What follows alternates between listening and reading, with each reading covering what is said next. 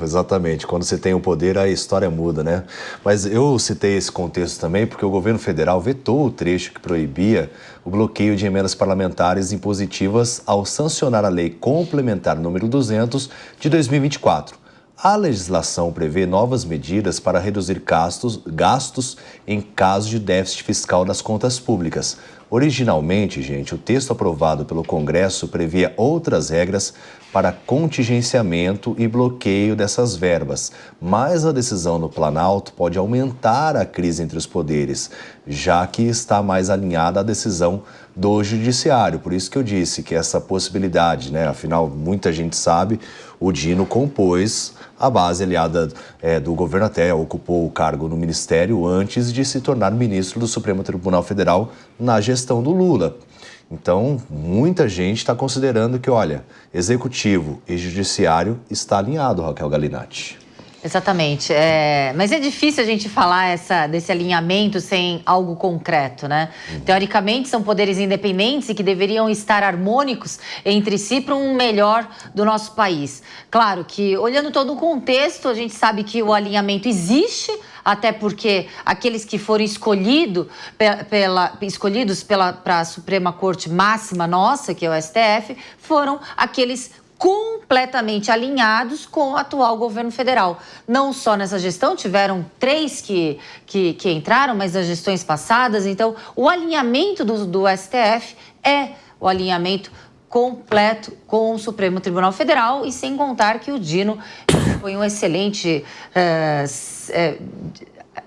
ministro da Justiça e Segurança Pública antes do Ricardo Lewandowski, do atual governo federal. Então, realmente é algo político, jurídico, misturado, que não deveria existir para que a gente tivesse credibilidade nas nossas instituições de Estado. Porque esse questionamento foi, inclusive, elogiado, né, por até mesmo opositores do Dino, pessoas que não gostavam muito da figura do ministro, falaram não, foi a decisão acertada, porque realmente o que ocorre em Brasília é uma tremenda farra envolvendo as emendas parlamentares. Então, é uma decisão que foi até mesmo elogiada pela classe política como um todo. Houve esse burburinho, mas assim, as pessoas mais sensatas elogiaram essa medida porque falou, para onde está indo esse dinheiro? Realmente eu quero as contas, eu quero para saber onde vai exatamente. E nos bastidores tem gente preocupada já com essa questão da investigação por parte da Polícia Federal, Valadão. Então, a gente já vinha falando a respeito da assertividade do Dino. Ele foi bem, ele conseguiu transferir para a população aquilo que ele estava fazendo como algo que o brasileiro quer ver, que é a transparência, que é aonde está indo o dinheiro que a gente arrecada dos nossos impostos, está fazendo, para onde vai ser aplicado. Agora, nessa questão de controlar, de segurar, é onde o Brasil acaba sempre perdendo por não ter processos céleres. Ou seja, vai ficar nesse imbróglio, vai esperar a eleição em fevereiro para saber se o Hugo Mota vai conseguir fazer essa articulação e, no final das contas, o dinheiro não vai chegar na ponta. O que o cidadão quer saber é quando é que ele vai iniciar as obras, é quando o bem vai atingir realmente aquele que está lá na frente, lá na ponta, necessitando daquele serviço ou daquele bem. Então, a gente vê que o Brasil ele fica nessas questões judiciário, executivo, legislativo, quem faz o quê, quando, onde, como, mas efetivamente o dinheiro, até a hora que chega no município, é lá que vai acontecer. É lá que vai ter que ser rápido e aí se cobra muito. Mas aí quando a gente vai ver do prazo que já está quase chegando na próxima eleição, o que se dá pouco tempo de se fazer. Então, nota que falta um projeto de Brasil rápido, não só no governo federal, mas em todas as outras esferas. A gente precisa ter um direcionamento desde lá de cima até aqui embaixo nos municípios, o que a gente deve fazer com o dinheiro quando chega. Já ter isso já planejado. Aí quando você vai na Câmara, nem o projeto de lei de orçamento anual foi bem feito, foi bem elaborado, não tem um plano plurianual de acordo. Gasto, né? Não tem corte de gasto, porque corte de gasto não é só lá no Distrito Federal também, não. É aqui na ponta também. O orçamento do ano passado ficou para esse ano. É um copia e cola danado. Eu vivo isso, eu vejo, eu comparo. As pessoas não sabem o significado da palavra planejamento, não sabem fazer uma coisa que é organizar as contas, é olhar, tem que fechar essa torneira, não dá para ficar com ela aberta, não está dando retorno. O bem público, o órgão público, ele não dá lucro, certo?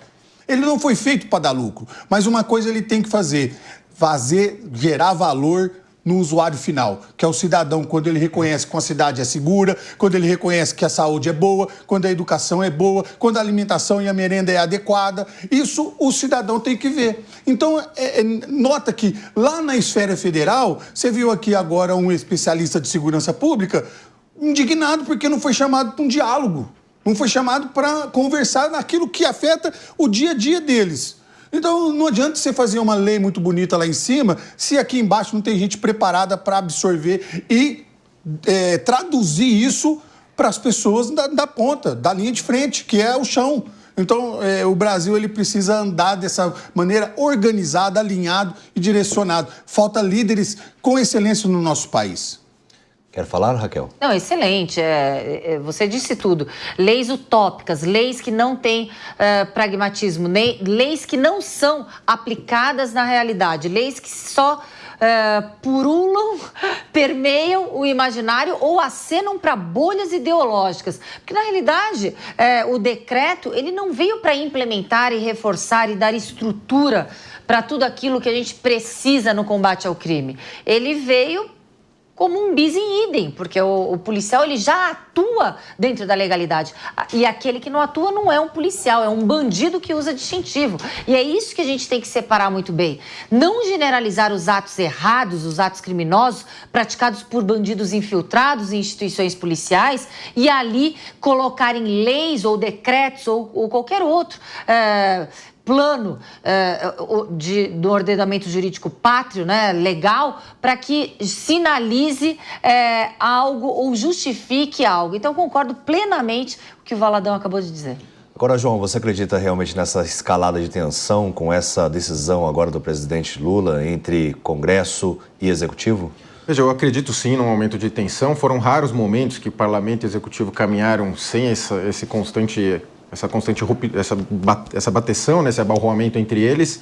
Talvez no primeiro mandato do Lula, em que ele governava essencialmente por medidas provisórias que depois eram ratificadas pelo Congresso, que depois se descobriu que se operava mediante esquemas de corrupção, por isso que era uma tranquilidade enorme. O Lula chegou a ter menos de 20% de parlamentares que declaravam de oposição, ou seja, navegou com mares bem tranquilos nos seus primeiros mandatos, coisa que é evidente que não ocorre agora. Agora, a questão do Dino é evidente. O cerne, né, o principal da decisão, todos concordamos que se precisa de mais transparência nas emendas, isso é evidente. Agora, o formato, na minha visão, está equivocado. Vir pelo Poder Judiciário, que fica o tempo inteiro se intrometendo e sendo protagonista. E lembremos que o Flávio Dino foi eleito senador para essa legislatura. Era para ele ser senador, ele foi alçado a ministro pelo atual presidente da República, depois foi indicado a ministro do Supremo e toma decisões que, de alguma forma, é possível apontar um alinhamento com o Poder Executivo. Então, tudo é amplamente questionável no formato do nosso sistema de tripartição de poderes, em que a tripartição de poderes pode ser apontada como um clube dos mesmos players. Ora, eles estão no Executivo, no Judiciário, enfim, então, nos três poderes orbitando, ora decidindo como ministro de Estado da Justiça, o ano seguinte como juiz supremo, dando decisões sobre um governo do qual ele fazia parte e não se declarou suspeito, que eu também acho que, na minha visão, deveria se declarar suspeitos todos esses políticos que são alçados a juízes. Parece que Rodolfo discordou um pouco da sua fala.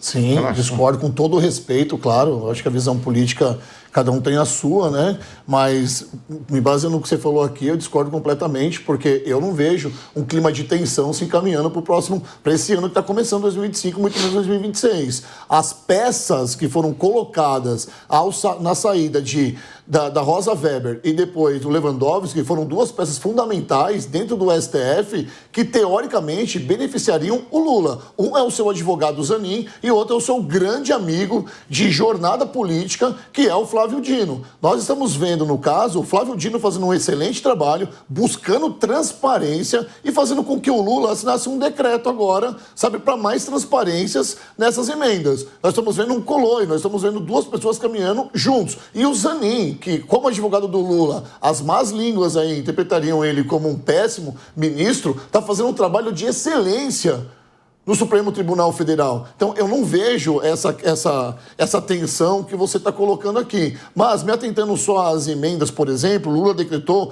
que não vai banir ou não vai proibir, né, as emendas impositivas, até porque ele não pode fazer isso, porque essas emendas são executadas pelo Poder Executivo e precisa ser feito isso. Não tem como ele bloquear. É uma prerrogativa da lei. É constitucional essas emendas. Essas emendas, elas servem como um instrumento que permite os parlamentares destinar os recursos orçamentários para vários projetos, principalmente para obras, por exemplo. Então não tem como ele banir isso. Tanto é que no caso do Flávio Dino, ele não bane, ele simplesmente interrompe o pagamento buscando a transparência que já era plausível nesse caso. Então, assim, não houve proibição dessas emendas, deixando bem claro isso.